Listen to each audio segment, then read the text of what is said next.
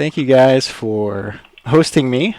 It's a real pleasure to do this kind of thing. I've been doing some presentations for a while now, and it's always exciting for me to find people who are interested in storyboards. My name is Sergio Paez, if you guys don't know, and I'm a storyboard artist on the Clone Wars animated project.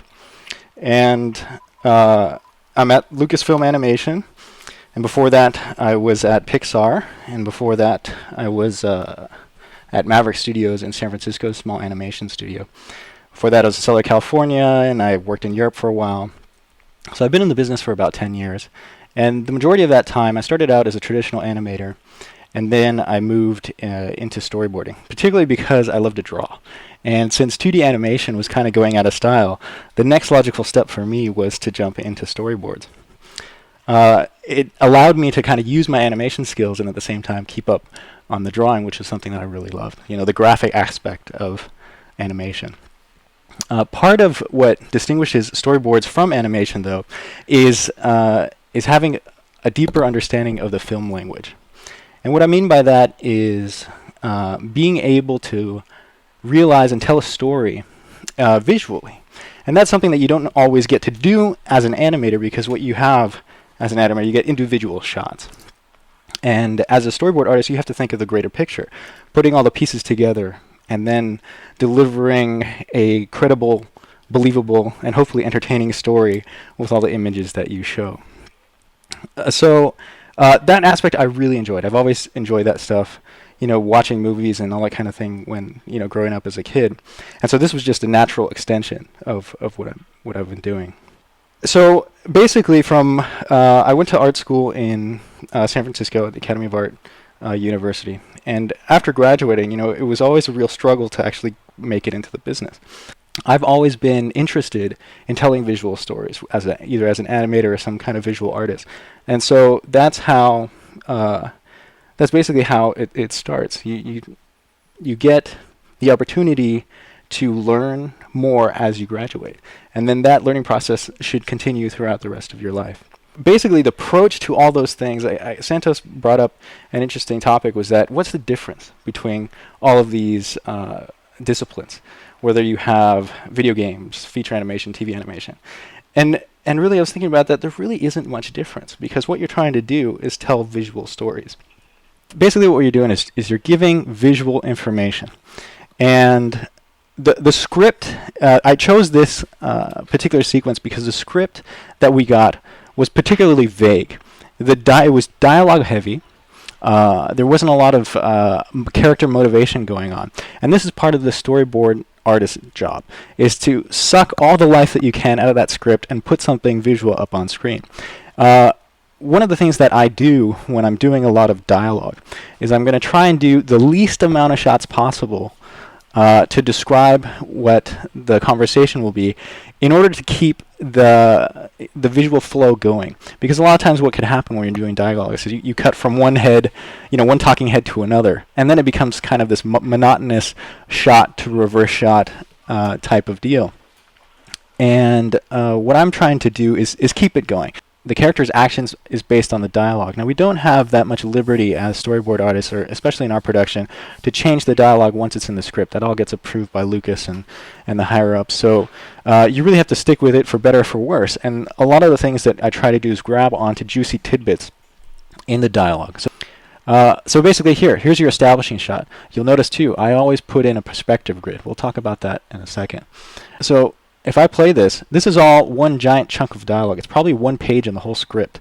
And my inspiration for this, like at the time, Children of Men came out, and if you know that movie, you know how Alfonso Cuarón is using a lot of long camera moves and very intricate staging and camera setups to get a lot of information in one shot, or very few shots. And so this is kind of my inspiration for this, is I have a page of dialogue. I didn't want to do this reverse shot type of setup. So what I was challenging myself to do is trying to do this all in one shot. Let me move on to some other things. So let me talk to you guys about thumbnailing. I do a course here in San Francisco I call it the professional storyboard group, and this is something that I've started, and I kind of lead a discussion about the principles of storyboarding and storytelling. I harp a lot on things that I call thumbnails. So I wrote this thing called Thumbnail Basics, and let me read to you the first paragraph. It says, thumbnailing is not about drawing. And what's really important is communication, not illustration. This is really what is important. A lot of times you have to get away from the idea that what you're creating is a finished drawing. What you're creating is the blueprint for the rest of the production process to use in the production. And so you really can't be married to a lot of the drawings that you do. One of the things that an early director told me when I was starting out was it's called storyboarding, right? With RE in the middle, storyboarding, because you're going to do a lot of reboarding throughout your process, and that's completely true. So a lot of what this is, and I'll explain some of the thumbnails in a second, is communicating the necessary information. So in a thumbnail, but you'll notice here the simplicity of these drawings, right? This is the first initial rough pass of what you do. You get a script, and you basically break down all of your ideas. Now this serves a number of purposes. It's to show the director what you were thinking, and be able to pitch something to them in rough form before you actually begin production of your finished storyboards. You see how rough this is, right? I'm not concerned about drawing here. Thumbnailing is not about drawing. It's about communicating ideas, as I said before. You see, I use arrows, right? You see these little kind of wispy lines here, and you're getting an idea of the shots. Now, surprisingly, the finished drawings aren't that much more polished, but it's the ideas that are important. I've been on the show for a while now, so really thumbnails are kind of left to me. I don't really have to pitch these that much to the directors.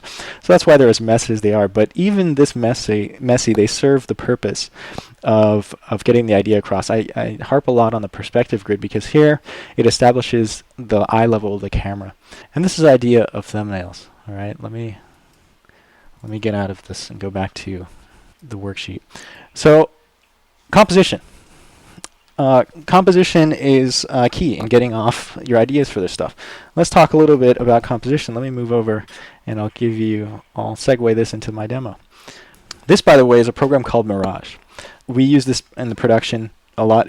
It's not the most perfect program, but it has a lot of really good drawing tools. And the other wonderful thing about this program is that it has a timeline. You can see this up here, right? And so it has a timeline with multiple layers. So imagine like After Effects combined with Photoshop kind of thing in a simpler way. So what I'm going to do here is create an animation layer. I don't want to get too into the technical interface of this program, but just know that it is a drawing program that allows you to create sequential art. So some of the tools that I use here are these drawing tools and colors. So okay, let's talk about composition. One of the things about composition is if you divide this picture plane, this frame, into halves, diagonally and horizontally, you get this kind of image, right? You get kind of a bullseye in the middle. And somebody described this to me as the British flag, which is kind of the most boring graphic elements that you can have in a flag. And the reason why is because everything's pointing to the center. And the second you offset that, let me use my move tool. The second you offset that, right, you put this focal point center either right or left of the center of the image, you create visual interest. If you divide this picture plane into thirds, basically these points that intersect in your compositional frame here are kind of guidelines to help place your focal points. So you can put a person's face, right? You could have the lines of perspective converging on that person, and everything is meant to offset, to create this asymmetry, right? Now you can do that in a number of ways. You can tilt the camera even. So now it's become even more offset, right? You see that?